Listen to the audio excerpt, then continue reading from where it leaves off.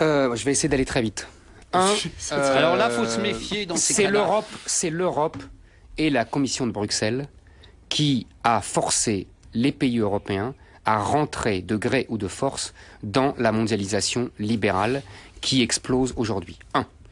2. C'est donc la Commission européenne qui est l'idéologie de la Commission européenne qui aujourd'hui est en miettes. Donc ils ne peuvent absolument rien dire, ils sont stupéfaits. Il n'y a pas donc de pensée européenne parce qu'il y en avait une et qu'elle est morte sous le poids des réalités. Ensuite, nous sommes dans les médecins de Molière. C'est-à-dire que les médecins de Molière, le malade faisait une hémorragie, ils disaient il faut saigner le malade.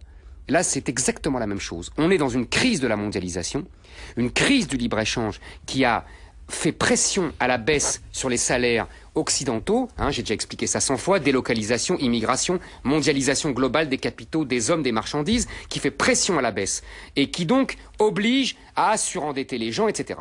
Et qu'est-ce qu'on nous dit? Oh alors, surtout pas de protectionnisme. Ah oui, mais c'est le libre-échange qui a causé cette crise, alors faudrait savoir. La vérité, c'est que nous sommes victimes, des interdits idéologiques sur le protectionnisme, d'une connaissance très approximative de l'histoire. Ce n'est pas le protectionnisme qui, après la crise de 29, a entraîné la guerre.